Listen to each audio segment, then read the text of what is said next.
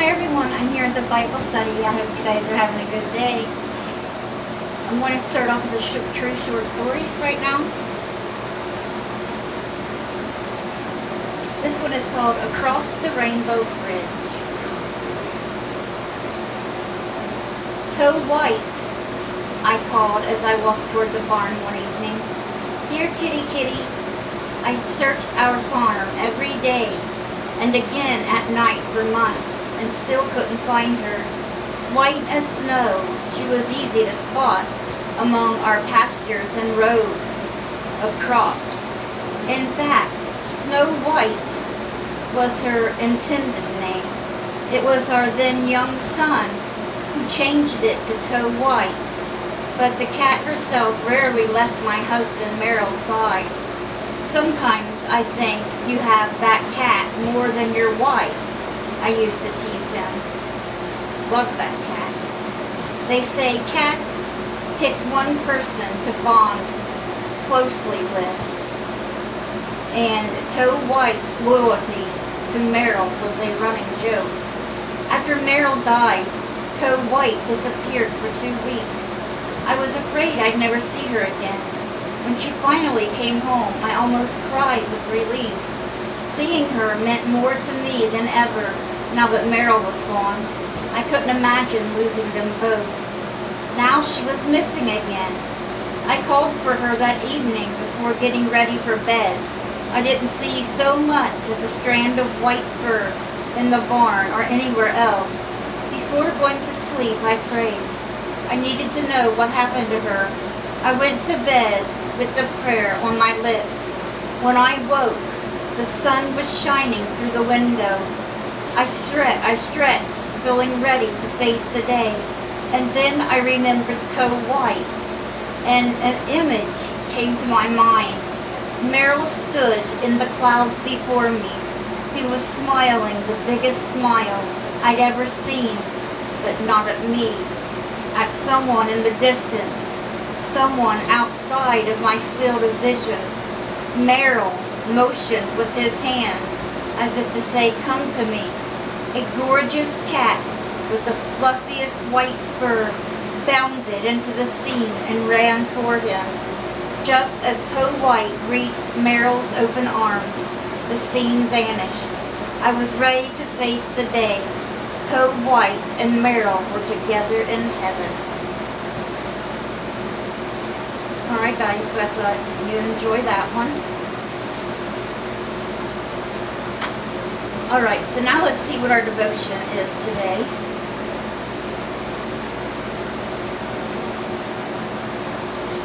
The devotion is by Gwen Ford Falconberry, and the verse she picked out is Lamentations 3, verses 21, 22, and 23. This I recall to my mind. Therefore have I hope.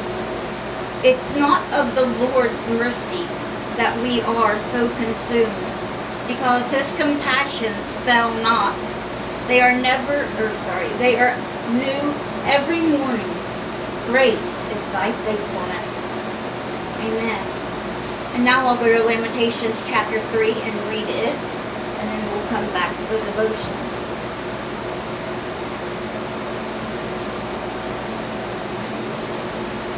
It's a little long.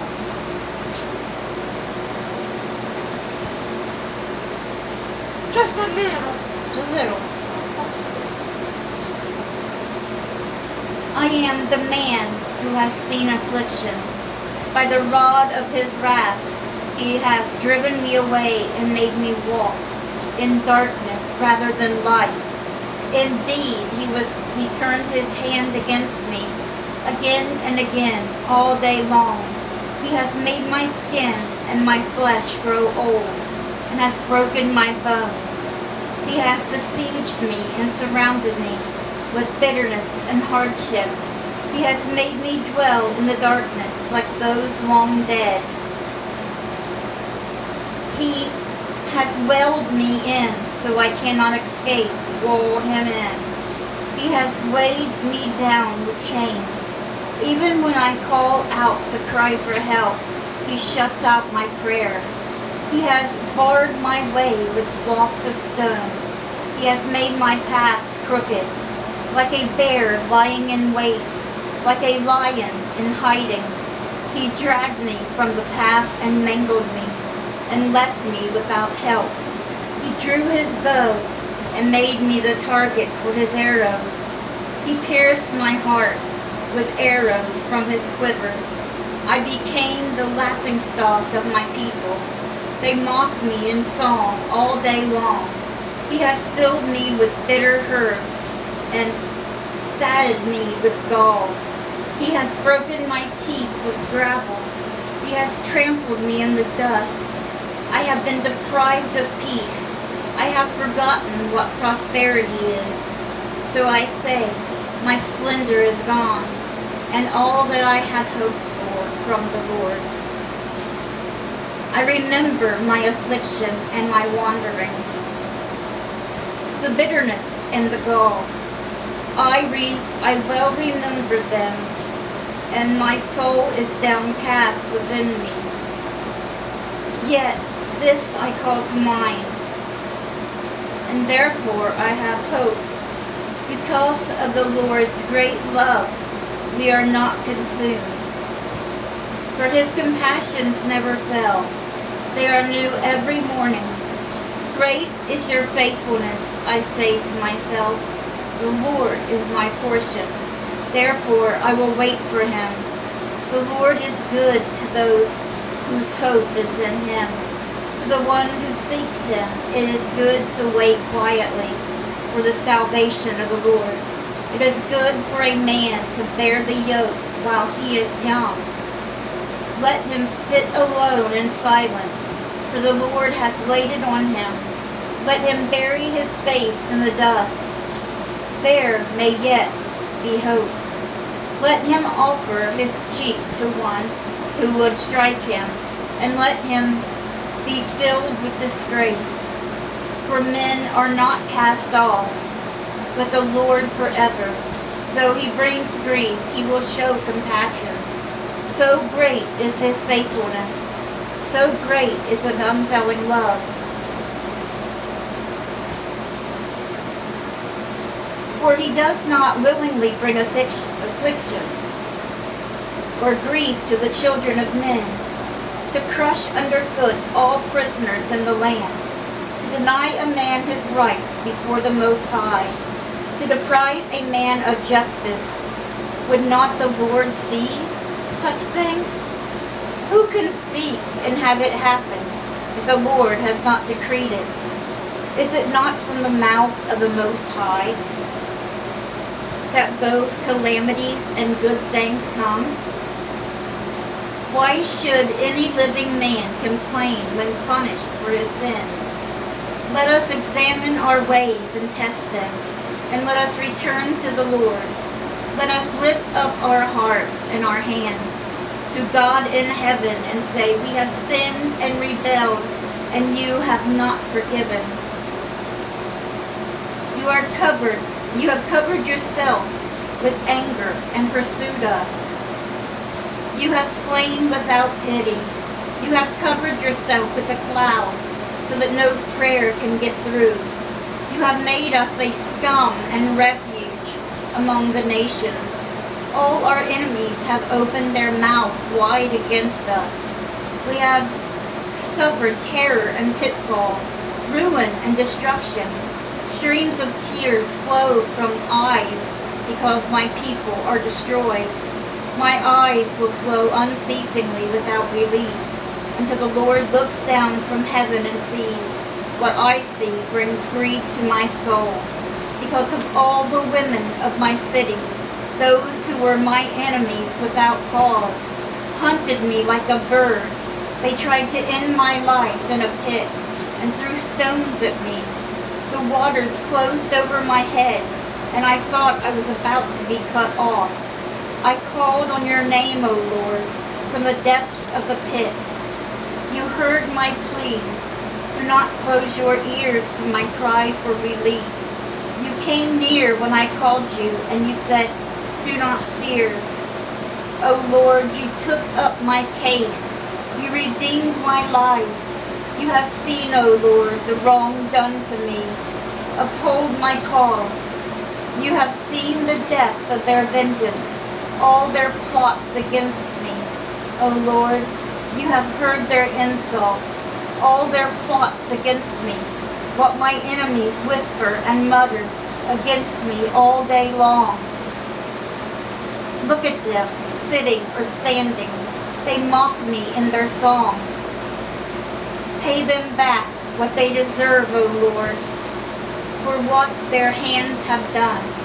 Put a veil over their hearts, and may your curse be on them. Pursue them in anger and destroy them from under the heavens of the Lord. And that was Lamentations chapter 3. I know it was a little long today, so let's get right into the devotion. See if we've got time for everything. Okay. The devotion.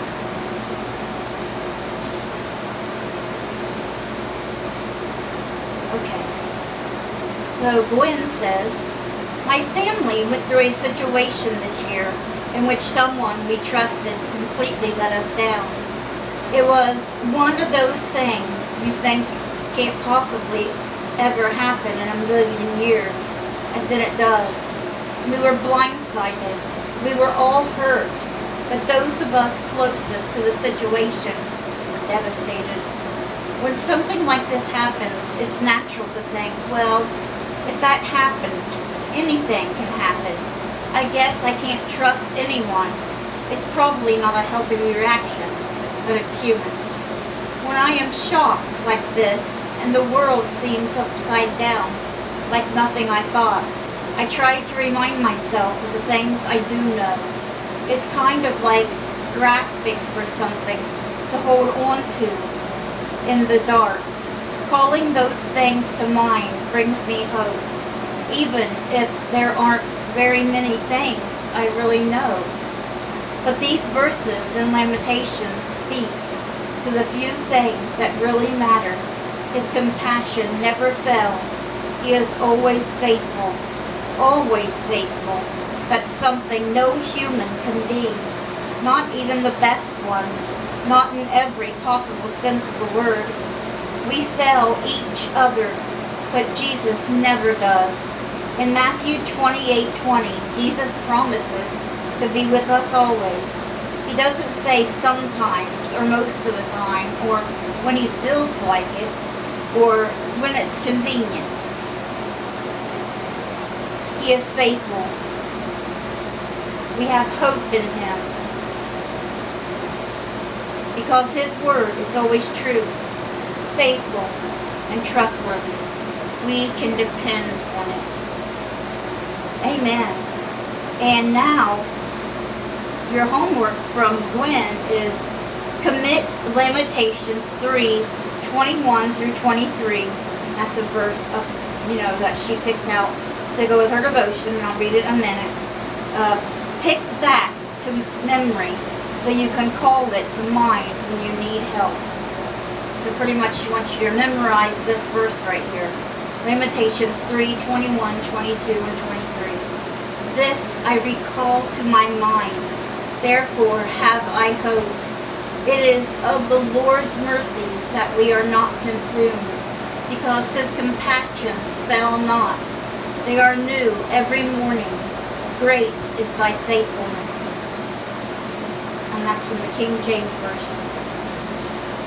Okay, so where did I bookmark this one?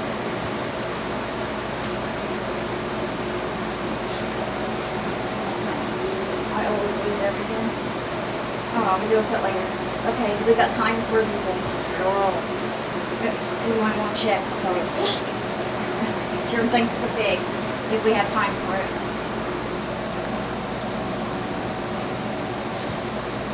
$14. Oh yeah, we got plenty. Everybody pick your animal. And I got a drawing one, of course, for you guys. You don't know which one you want to pick. If it's not a pig, well, what do you want? You want something else? Yes. What do you want? I want a raccoon. Raccoon. You guys ready?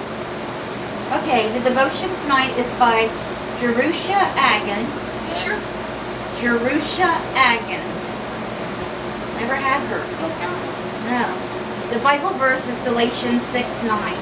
And let us not grow weary of doing good, for in due season we will reap if we do not give up.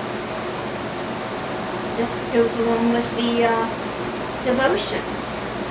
You know, to memorize that verse, don't give up. God's compassions never fail. You're just being tested for a time. See if you stay faithful. Okay. And this one is called When the Wind Blows. I checked on the robin. It's a bird. I checked on the robin through the window, dreading what I might see. But she was, the bird does not say cock-a-doodle-doo. A robin. How are you? A robin does not say cock-a-doodle-doo. How do you know? Have you heard one? Yeah. Dreading what I might see. But she was still there, lying on the nest. That's a turkey. Lying on the nest as a stormy wind tried to tear her from her eggs. So it was like a storm, and the wind's blowing, and she's in like the spout where water comes down, and she's trying to protect her eggs. She has 3 eggs. The nest location.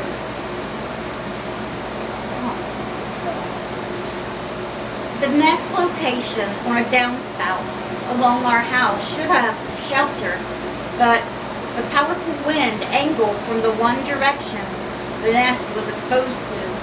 The treacherous conditions of extreme wind and heavy rain hadn't let up for 24 hours, but the robin's courage and perseverance were incredible. She clung to the nest even when gusts blew her tail feathers vertical, threatening to topple her. As the day waned, weather reports predicted another 14 hours of the same conditions. When I checked on the robin the next morning, I was delighted to see she was still holding fast to the nest to warm her eggs. She never gave up.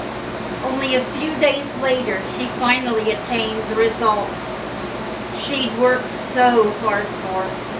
3 healthy babies. The robin's fierce dedication prompted me to think of my own struggle with a difficult work project. My task seemed unsurmountable, and I doubted I could complete it or achieve a good result in the end. Yet, the difficulties I faced were so mild compared to the challenges this brave robin had to surmount. Why did she persist when everything seemed to be against her? She knew she would reap as she persevered in doing good. The robin reminded me that I have a guaranteed positive result waiting for me on the other side of any work I do for the Lord. No matter what storms threaten to keep me from my task, I need to persevere in faith. In the end, I will reap amazing results if I don't grow weary of doing good. Have you persevered through something hard and God brought about a positive result? Have you guys? Write a reminder of this incident on a note card and post it where you'll see it often and be encouraged to persevere. So more than likely, probably write it down and put it on your refrigerator.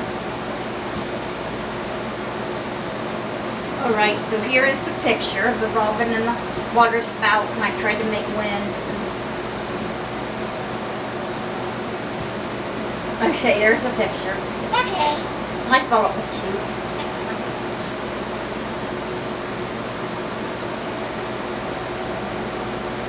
The 3 little eggs there.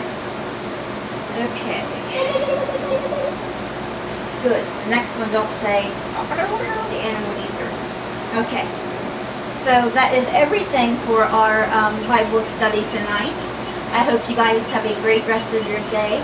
Let's bring those souls to Jesus, and God willing, We'll see you guys again tomorrow with another Bible study. Bye, guys. God bless.